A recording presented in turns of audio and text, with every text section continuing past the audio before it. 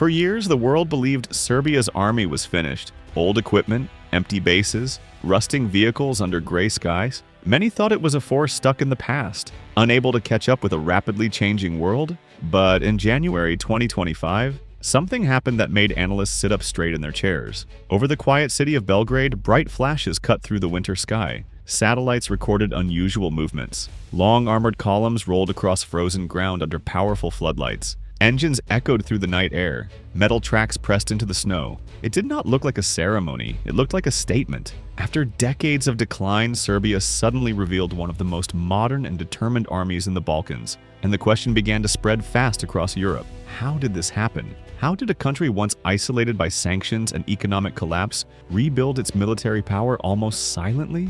To understand this comeback, we need to go back almost 200 years. In 1830, Serbia finally broke free from the Ottoman Empire. After centuries of foreign rule, the people wanted control of their own future. They wanted their own flag, their own laws, and most importantly, their own army. Freedom sounded beautiful, but it came with responsibility. If Serbia wanted to stay free, it had to defend itself. The first steps were small. Local workshops produced simple weapons. Blacksmiths turned into armorers. Young men trained in fields and forests using European tactics, learned from France and other powers. Every village sent its sons not for salary, but for survival. The army was not built on ambition. It was built on necessity. In 1850, Serbia opened its first military academy, modeled after the French system. Discipline improved, strategy improved, leadership improved. Slowly, the foundations of a real professional force were created, but history was not going to be kind. From 1912 to 1945, Serbia lived through constant war. The Balkan Wars, World War I, World War II. Each conflict left scars. During the Great Retreat of 1915, Serbian forces crossed snow-covered mountains in freezing conditions. Many soldiers died from hunger and cold. It looked like total defeat. Yet in 1918, survivors returned and achieved victory. That endurance became part of the national identity. Serbia lost a larger percentage of its population in World War I than any other allied nation. Imagine that! An entire generation reduced, and still the country stood back up. That pattern repeated again and again. Collapse, recovery, collapse, recovery. But nothing tested Serbia like the 1990s. The breakup of Yugoslavia shattered the region. Sanctions hit hard,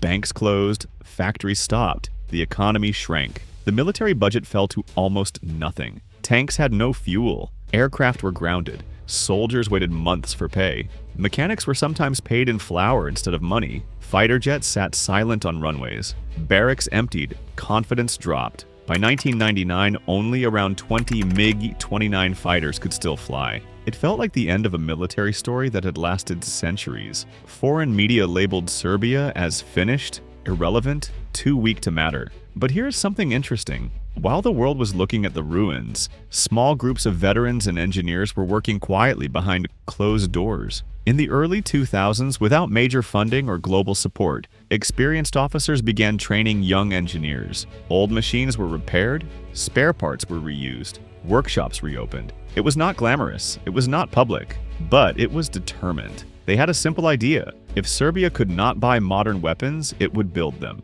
Step by step, domestic production restarted. By 2010, Serbia exported modernized howitzers to Kenya. That sale was more than a contract. It was proof that recovery was real. It showed that knowledge had survived the crisis. And then came the turning point. In 2025, Serbia reintroduced mandatory military service. For years, the debate had divided society. But when the decision was made, more than 75,000 reservists joined new training programs. Across the country, families watched their sons and daughters put on uniforms. Veterans stood proudly as a new generation marched forward. Yes, daughters too. Women volunteered in record numbers. The army was no longer just rebuilding manpower. It was rebuilding confidence. Inside training camps, recruits learned discipline, coordination, and modern battlefield tactics. The idea was clear. Serbia would be small but difficult to challenge, like a porcupine, not aggressive but well protected. At the same time, something else was happening.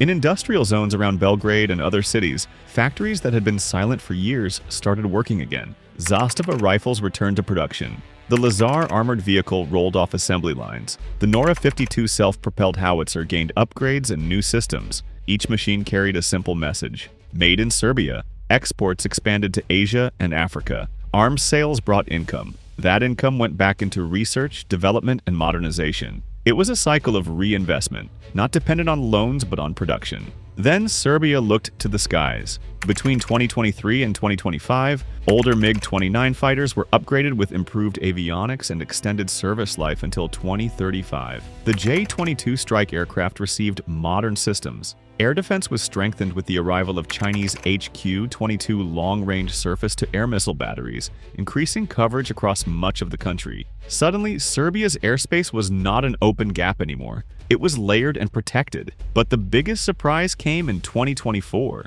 Serbia signed a €2.7 billion deal with France for 12 Rafale F-4 fighter jets. For a non-NATO country, this was a bold move. The Rafale is one of the most advanced multi-role fighters in the world, equipped with powerful radar, long-range missiles, and advanced electronic warfare systems. Delivery is expected by 2029, and here is what made analysts even more surprised. The purchase was partly financed by Serbia's own arms exports, not entirely by foreign loans. That meant the modernization was backed by domestic industry. This deal shifted perceptions overnight. Serbia became the first non-NATO European nation to operate Rafale fighters. At the same time, it maintained relations with Russia and China. It participated in NATO's Partnership for Peace while still purchasing spare parts from Moscow. Balancing East and West is not easy, but Serbia chose independence over alignment. By 2025, the Serbian Armed Forces counted around 242 tanks and 138 howitzers in active service.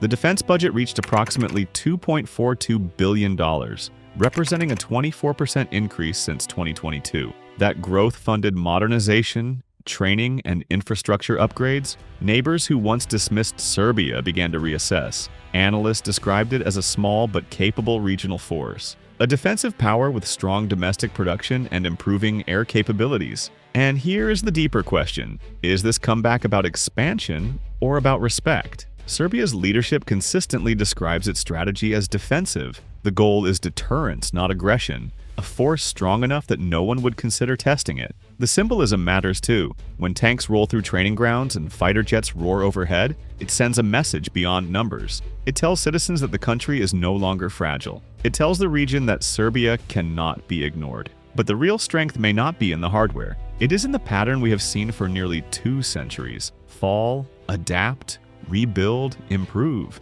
From Ottoman rule to modern Rafale fighters, Serbia has completed a long historical circle. It transformed isolation into self-reliance. It turned sanctions into industrial revival. It turned weakness into strategy. And that raises one final question. What happens next? Will Serbia eventually choose a clear side between East and West? Or will it continue walking its careful line of balance? Can it maintain independence in a world of powerful alliances? One thing is certain. The army that once stood silent in empty barracks now trains daily with renewed purpose. The factories that once closed their gates now operate around the clock. The skies that once felt empty now carry the sound of engines again.